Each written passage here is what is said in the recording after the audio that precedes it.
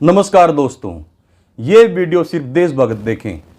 आया था कोई गंगा का लाल बनकर, रह गया इजराइल और अमेरिका का दलाल बनकर। दोस्तों, अगर आपको कहीं कोई अंधभगत मिले तो उससे प्यार से बात करना और बोलना, आपका मिशन पूरा हो चुका है, देश बर्बाद हो चुका है, अब तो अपनी आंखें खोल लो। दोस्तों, हम ऐसे दौर में जी रहे हैं जहां एजुकेशन सिस्टम की धज्जियां उड़ गई हैं।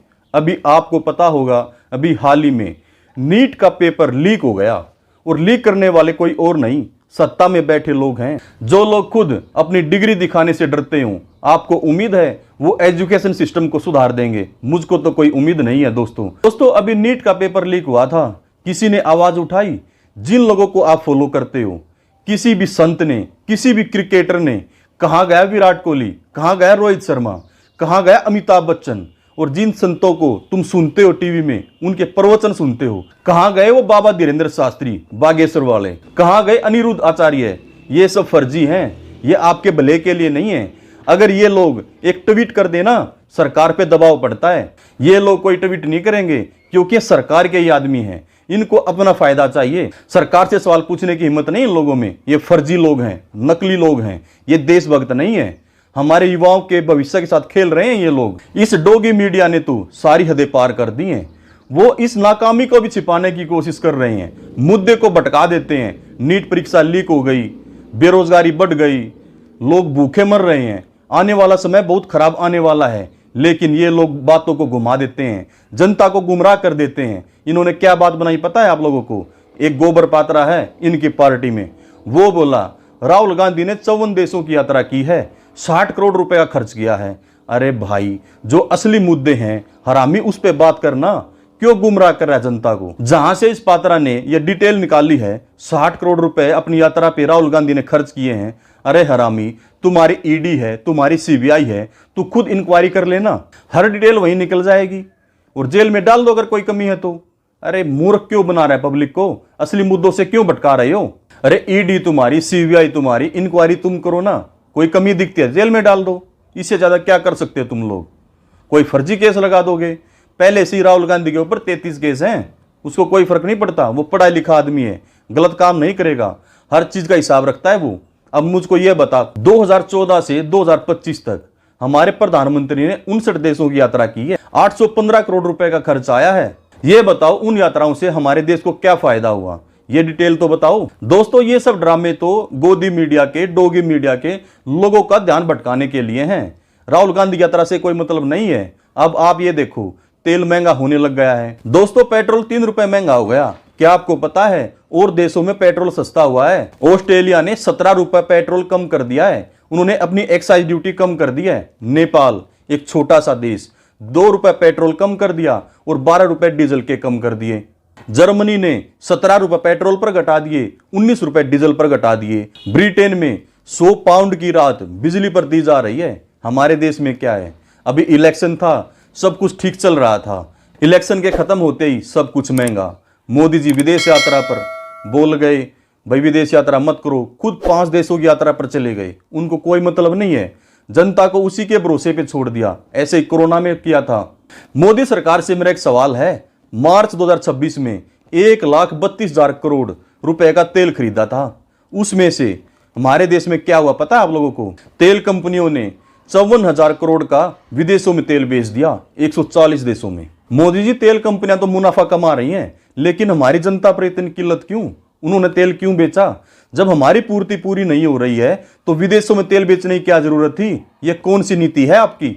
दोस्तों, जो सीजीआई सूर्यकांत है, उसने पता है क्या बोला है? उसने ये बोला है, जो बेरोजगार है ना, वो कॉकरोच की तरह हैं, उनको काम तो मिलता नहीं, उनके पास डिग्रियां तो है नहीं, वो आरटीआई लगाते हैं और लोगों को परेशान करते हैं सोशल मीडिया पर, हर जगह। जब इस बयान से वो ट्रोल हो गए ना, फिर उन्हें पता है क्या बोला है? वो पलट गए। उन्होंने यही बोला है कि मैं तो जिनके पास फर्जी डिग्रियां ना, उनको बोल रहा था। दोस्तों देखो, अब न्याय का देवता ही ऐसे बोल रहा है तो हमारे समाज का क्या होगा? बेरोजगारों को टारगेट किया जा रहा है। हमारे सीजीआई सूर्यकांत जी इस बात पे तो बोल गए, उन्होंने नीट के ऊपर नहीं बोला। जो धांधलेबाजी हो रही है, जो हमारे शिक्षा मंत्री हैं धर्मेंद्र प्रधान, वो पता है किस तरह बात करते हैं? जैसे खुद नीट पी के आए हैं, ऐसी बकवास करते हैं वो लोग। बोलते हैं क्या हुआ, दोबारा एग्जाम हो जाएगा, जिन्होंने पढ़ा है दोबारा एग्जाम हो जाएगा। ये कोई मतलब वाली बात है दोस्तों? 4 छात्रों ने तंग आकर डिप्रेशन में जाकर आत्महत्या कर ली, इसकी जिम्मेदारी कौन लेगा? जवाबदेही तो है नहीं इस सरकार के पास, इस्तीफे नहीं होते चाहे कोई कितना भी गंदा काम कर दे। क्या यही राजनीति होती है? जब हमारे देश में सत्ता के बड़े पदों पर अनपढ़ लोग बैठेंगे ना तो ऐसे ही होगा। इजराइल को फादरलैंड बोलेंगे। भाई इजराइल हमारा फादरलैंड नहीं है, होगा साला कुछ, हमारा कुछ नहीं है, वो अंधभक्तों का फादर होगा। नेता हमारा क्या भला करेंगे? खुद तो जब विदेशों में जाते हैं ना, इंग्लिश तो आती नहीं, हा हा ही हू करते हैं ये लोग। ट्रांसलेटरों को साथ में लेके जाते हैं इंग्लिश की हिंदी बनवाने के लिए, और ये अनपढ़ नेता उनके मुंह की तरफ देखते रहते हैं, सिर्फ हंसते रहते हैं, मुस्कुराते रहते हैं। इनको पता ही नहीं क्या हो रहा है, वो क्या बोल रहे हैं। इससे भी हमारे देश की बेइज्जती होती है। नेता हमेशा पढ़ा लिखा होना चाहिए। दोस्तों, जिन लोगों को आप अपना हीरो मानते हो ना, वो आपकी बात नहीं उठाते हैं, वो आपके बारे में नहीं सोचते हैं, ना आपके रोजगार के बारे में, ना पेपर लीक के मामले में कुछ नहीं बोलेंगे। कहाँ गया विराट कोहली, सचिन तेंदुलकर, MS धोनी?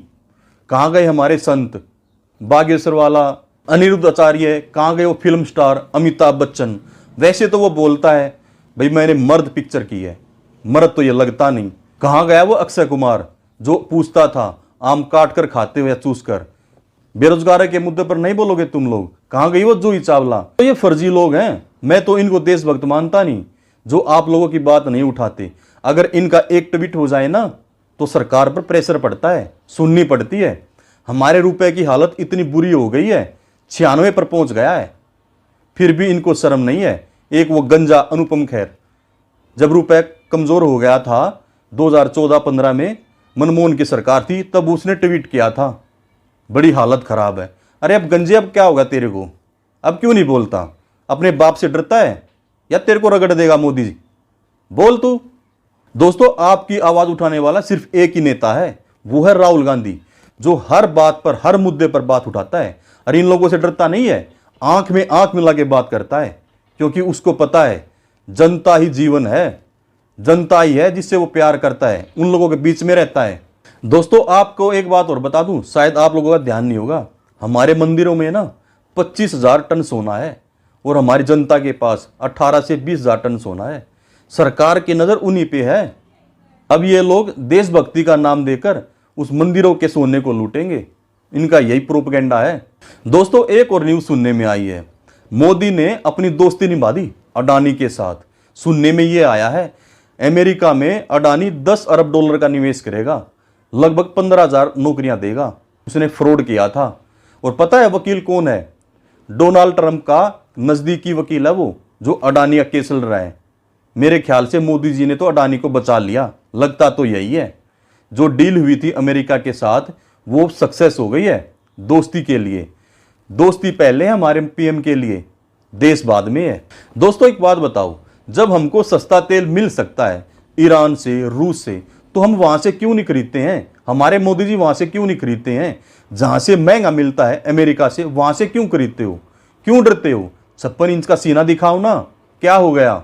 जो हमारा ईरान से तेल आता था ना, 6 से 7 दिन में हमारा जहाज आ जाता था। ईरान हमें सुविधाएं देता था, हमारे जहाज का इंश्योरेंस वो भी देता था, और हमारे रुपए में व्यापार करता था, और हमें 60,000 करोड़ का क्रेडिट देता था। यूको बैंक ईरान ने बचाया था हमारा। दोस्तों, आप बताओ ऐसी क्या मजबूरी है हमारे PM ने जहां से सस्ता तेल मिल रहा है वहां से लेना बंद कर दिया, और अमेरिका के दबाव में आकर वहां से तेल लेना शुरू कर दिया जहां महंगा मिलता है, और अमेरिका से 15 दिन में जहाज हमारे देश में आएगा। अब ये बताओ, एक ईरान से 6 से 7 दिन में आता था, अमेरिका से 15 दिन में। अब डोगी मीडिया एक और ढोल बजाएगी, वो पता है क्या बोलेंगे? जब हमारे देश में महंगाई बढ़ेगी, पाकिस्तान में 300 रुपए किलो ये चीज हो गई, 500 रुपए किलो चीज हो गई। आपको बता देता हूं दोस्तों, जो हमारा 1 रुपए है ना, पाकिस्तान में लगभग 3 रुपए के बराबर है, जो पाकिस्तान की मुद्रा है। अब देख लो, जो चीज यहाँ पर 100 रुपए की होगी वहां पे 300 रुपए की होगी। ये लोग वो चीज नहीं बताएंगे कि हमारा वहां 3 गुना है। ये डोगी मीडिया इस तरह दिखाएंगे वहां पर 3 गुना ज्यादा महंगाई है। दोस्तों, मोदी जी का जीत का पता है क्या कारण है? वो हर जगह क्यों जीतते हैं? क्योंकि गोदी मीडिया को कैप्चर कर लिया है। वो कुछ बोल नहीं सकते, वो सच नहीं दिखा सकते। जो कॉरपोरेट है ना, उन्होंने इन चैनलों को खरीद लिया है। आप सोच के देखो, नोटबंदी हुई थी ना, लोग लाइनों में मर गए थे, लोगों का अपना पैसा और वो खुद परेशान। बताओ, जनता कितनी परेशान हुई थी, गोदी मीडिया ने नहीं दिखाया, उन कभी दिखाएंगे भी नहीं। मणिपुर जल गया, कभी दिखाया नहीं हमारे देश में क्या हालत है, और इन्हीं की सरकार है मणिपुर में भी। और दूसरी बात, सोनम वांगचुक एक वैज्ञानिक, उसको बेमतलब 6 से 7 महीने जेल में रख दिया इन लोगों ने। ये अनपढ़ लोग हैं, ये हमारी शिक्षा को कैसे सुधारेंगे? एक वैज्ञानिक के साथ इन्होंने ऐसा किया।